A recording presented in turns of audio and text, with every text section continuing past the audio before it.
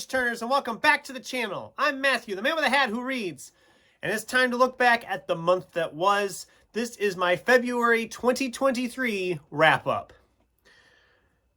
February was a lot.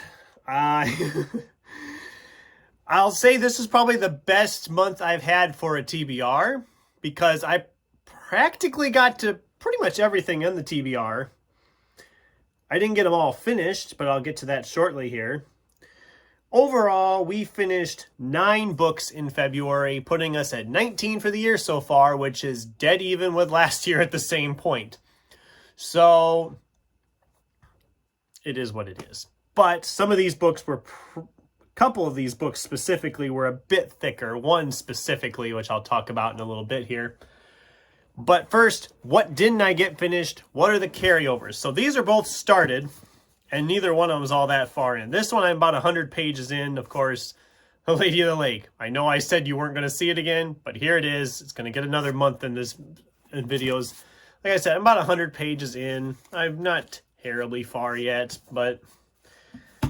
And then the last day of the month, I actually got started on Brandon Sanderson's Warbreaker, so I'm like very little into this, but by the time you're watching this video on Friday, I will most likely be a lot farther. So those two I'm going to work on in the first part here of March and should get them done hopefully pretty quickly.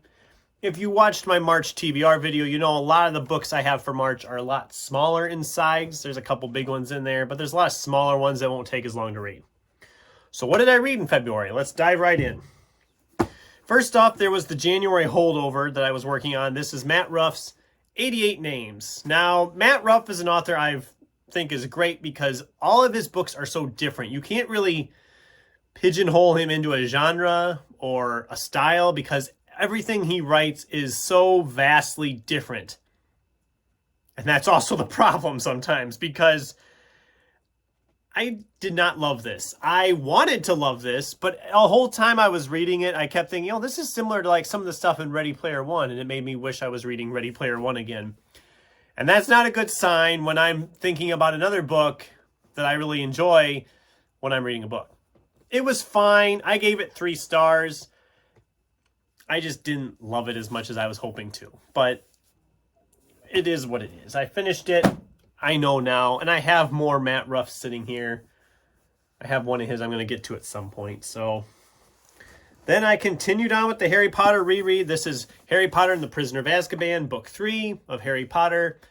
This one was always one of my favorites. So this one I read in like 3 days. I flew through this again. And it's still one of my favorites of the series. It's still 5 stars for me. This one everything just seems to work in this one. I don't need to go into details because if you've read Harry Potter, you know what's going on by this point. So, and if you haven't read Harry Potter, well, it's a wizard boy going to a school of wizardry. So there, spoiler alert. I spoiled it for you. These next 3 are probably what hindered my whole month. I would have, if these next 3 books would have really clicked with me and moved faster for me, I probably would be a lot farther with Warbreaker and maybe have even gotten Lady of the Lake finished. But these books just drew me to a halt. So I'll talk about them in the order I finished them. We have Rob Thurman's Trick of the Light. This is the first in her Trickster series, which there's only 2 in that series, and I can see why. I've been a fan of Rob's for a while. I love her Cal Leandros novels, even though they kind of ended without actually wrapping up the series, but that's not the point. We're not going to get into that now. She wrote 2 other series that had 2 books apiece. I had read one of them before and thought it was okay, but not as good. But I hadn't read these. Found this one at half price. Thought, I'll give it a shot. I hated this book so much. I shouldn't say that. I mean,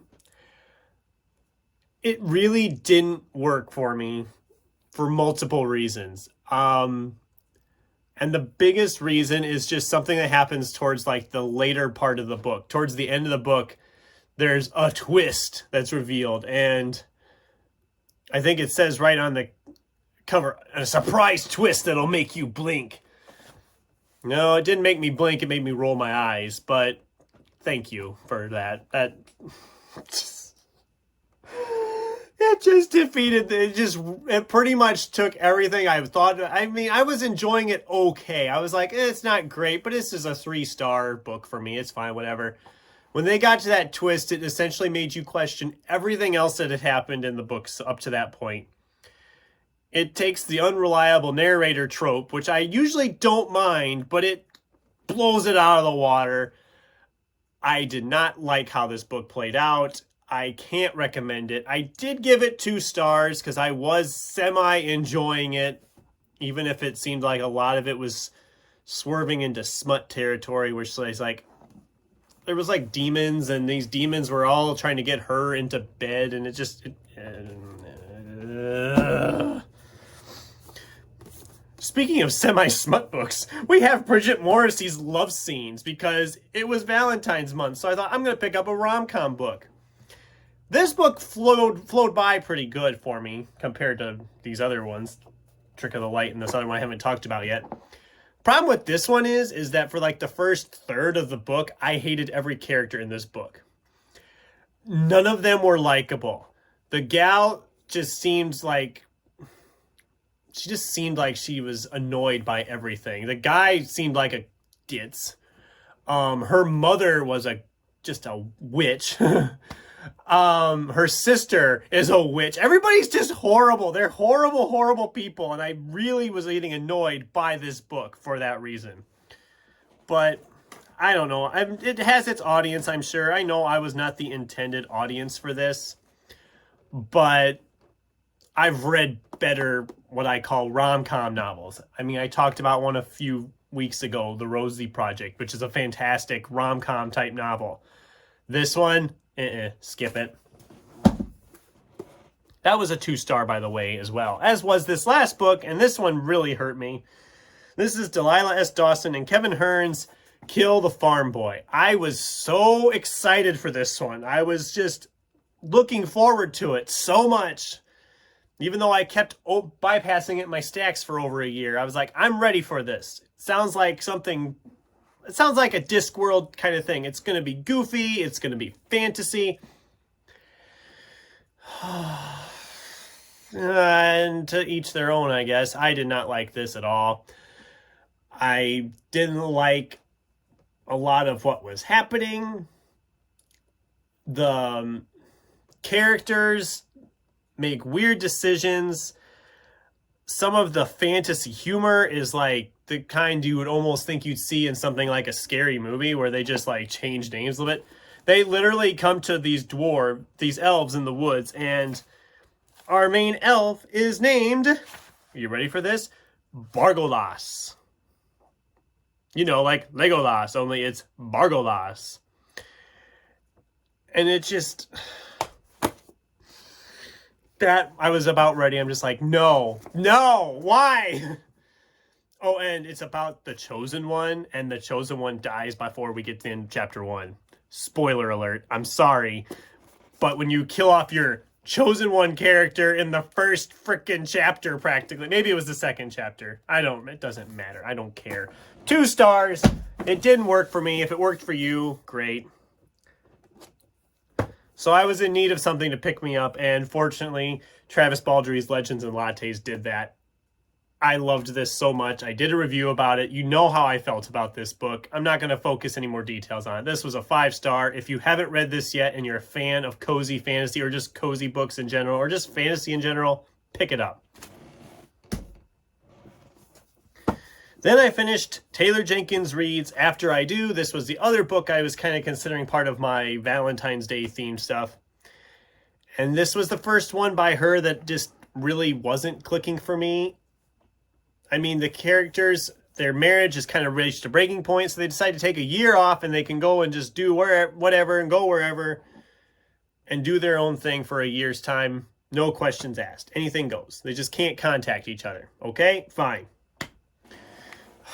But our female character in this, literally for a good 100 pages of this book, I'm guessing that, I don't have exact numbers, but she literally just mopes around about how she failed her marriage and how her family's probably disappointed in her and all this, and it's just sob story after sob story after sob story. And I'm thinking, I thought this would be like some of the other Taylor Jenkins reads where the female character is just like empowered by this. And it doesn't do that. And it just felt like this book was just, I don't know. It didn't work for me. I'm sure people love it because people love her. And I know this is one of her earlier ones, but for me, this is the worst one by her I've read so far. And I haven't read all of them, but I've read, let's see, I've read 6 of them now, and this was my least favorite of those 6. I'm sure people like it, and that's great. It just wasn't for me, and that's fine. Not every book is for me. Then it was back to Harry Potter for book 4, Goblet of Fire. Goblet of Fire was always one of them I didn't love as much as the others, but this time it worked more for me. I actually gave it 4 stars. It just... This is the first book really in the series where you can start to nitpick and start to find plot holes in the series as a whole. And that's just, again, maybe that's just me. I don't know, but I'm still really enjoying my reread through Harry Potter. What can I say? It's a classic series of fantasy, young adult fantasy, and I'm going to continue on. No, obviously, I mean, why would I quit when I'm this far? And then the last book I finished in February, I actually finished on the 27th. This was a behemoth. This was the 814-page Robert Jordan fantasy classic, The Eye of the World. Oh man, is that a big book. It's a series I've been meaning to get to and try at some point. This is the only one I have right now. It is a bit of a slog at times. I ended up giving it 4 stars. I did like it. I don't know if I'd say I loved it, but it is the first book in a series, so there's going to be a lot of stuff they have to cover and get you set up for stuff. I am probably going to continue at some point. I'm not sure when. Like I said, I have to get the next few books in the series. I haven't done that yet, so I might get the next couple and just see how I go with them. If I feel like I'm just really slogging along with books 2 and 3 and I'm not getting into the series any better than that, I might not go any farther. I don't know.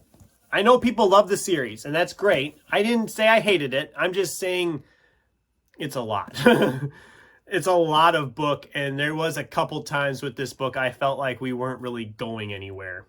It's especially towards like probably around the 3/4 mark when Rand and Matt are fleeing across the countryside. They come to a town and then they get attacked and then they flee, and then they come to a town, they get attacked and they flee, and they come to a town, they get attacked and they flee. And it felt like it was really getting repetitive, and it kind of slowed me down a little bit with it. I did get it finished though. I didn't hate it. Like I said, 4 stars. I'm going to continue on, see what I think of the next couple books before I make any final decisions about the series. So my favorite book for the month of February was, obviously, no contest, Travis Baldry's Legends and Lattes. Easily, most likely will definitely show up in my top 10 of the year at the end of the year, because I'm really, really loved this. I can't wait for the prequel novel that he's working on. It's going to be great. And that was my February wrap-up. February was a decent month. A couple of them books, like I said, were pretty good size. So I'm proud with what I accomplished with February. March is looking good. I have a nice selection of books there, and if March goes similar to how February went, I should be able to get through most of them as well, and maybe be able to tackle on a couple more. So that's my wrap up. What'd you guys read in February? Did you have a lot you got read? What was your favorite book of February? Let me know in the comments down below. Thanks for watching, and until next time, keep turning pages.